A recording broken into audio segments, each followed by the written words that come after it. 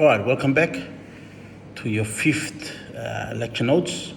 This is the lecture notes on the new classical school of thought. All right, the outline there, we have a brief introduction. We talk about the definition of new classical school, main pointers of new classical school, and the conclusion. All right, what is the neoclassical or new classical school of thought for macroeconomics? So if you see your slides there, neoclassical economics is a broad theory that focuses on supply and demand as the driving force behind production, pricing, and consumption of goods and services. It emerged around the 1900s to compete with the area theories of classical economics. One of the key assumptions of neoclassical economics is that utility to consumers and not the cost of production is the most important factor in determining the value of a product or service. This approach was developed in the late 19th century based on the books by William Stanley Jevons, Carl Menger, and Leon Walras. Utility to customers, all right. Have you ever wondered in the world why a shoe made by Prada or Balenciaga or Louis Vuitton is so much expensive than any other shoe as well?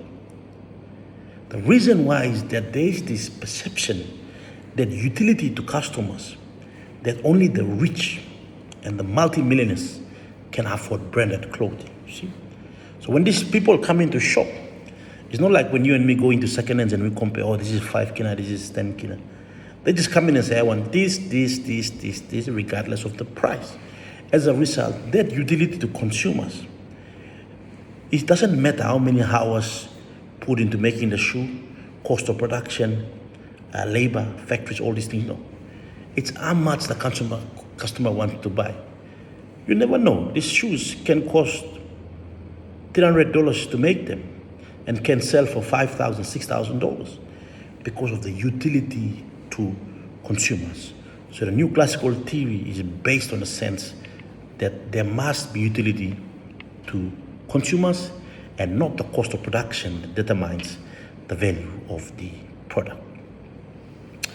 So in the 1900s, neoclassical emerged as one of the theories in macroeconomics. They believe that the consumer's first concern is to maximize satisfaction, personal satisfaction, also known as utility.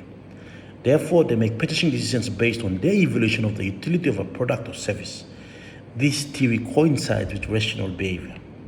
So what they're saying is that, in essence, you would note that the consumer first concern is to maximize utility.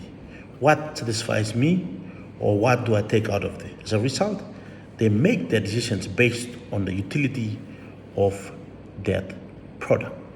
So that is what is meant by the very fact that neoclassical economics is concerned about the utility of something in giving personal satisfaction, rather than the cost of production to determine its price.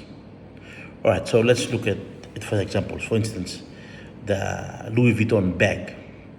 All right, it might cost to pay for the craftsman probably $200, to pay for the leather another $200, to compile the bag $100, so $500.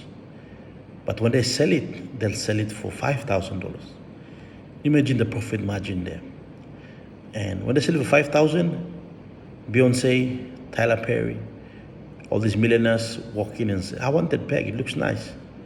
Just pay $5,000 for it. So that's how these sort of actions gave birth to the new classical theory. So when you see that, you are sort of thinking now that in neoclassical economics, a product or services has value above and beyond its production cost. In the classical economic theory, you will see that a product's value is defined by or derived from cost of materials, cost of labor, and all these factors of production. However, the neoclassicals believe that consumer perception of a value of his product affects its price and demand. So they differ from all other theories because of the fact that they think that prices are determined by utility and satisfaction, personal satisfaction to the customer.